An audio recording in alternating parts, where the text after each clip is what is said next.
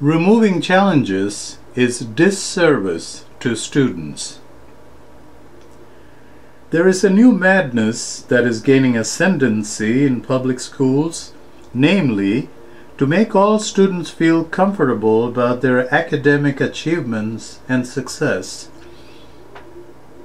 A growing number of schools are starting to question the tradition of allowing a few students to get special recognition at school assemblies for achieving the honor roll.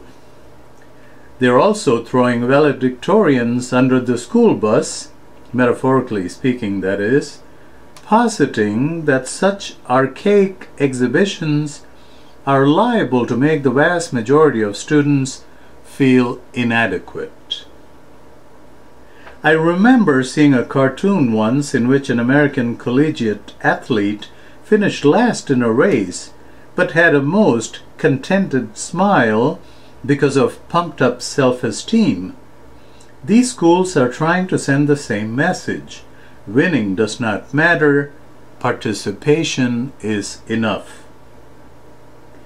When I was teaching in public schools, I clearly understood that children are innately competitive and fair-minded. They wanted to be at the top of their game, and it did not matter if the endeavor was music, athletics, or academics. They understood and accepted rankings so long as it was done fairly, but they had no real respect for participation certificates and ribbons, most of which ended up in the trash. Some years back, I had asked students in my English class to write a poem in celebration of spring. One student, let me call him Joey, turned in his work in a matter of minutes. Scribbled perfunctorily on a piece of paper were 3 prosaic lines. "This is most unsatisfactory," I said. "Surely you can do better than this. A poem can be short, but you must try to make it count. It must be unique. You must make your voice count."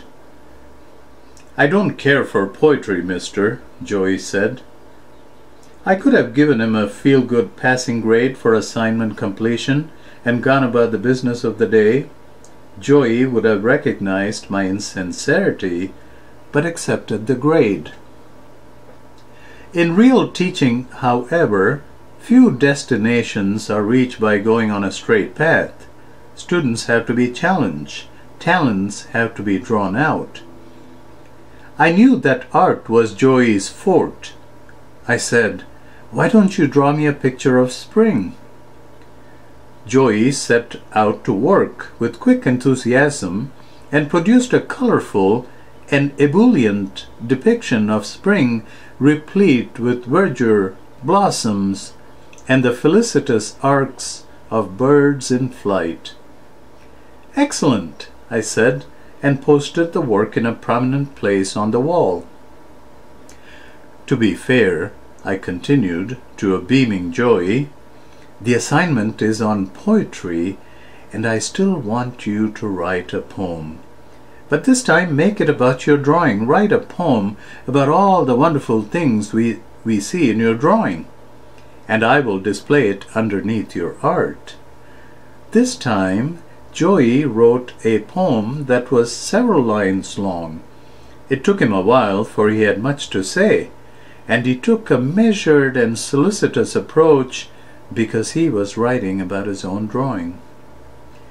It is a disservice to children to take challenges, excitement, and the pursuit of excellence out of their education by flattening academic pathways. What makes a child feel good is not lack of competition, but the assertion of personal accomplishment measured against a landscape that is fairly and sincerely curbed.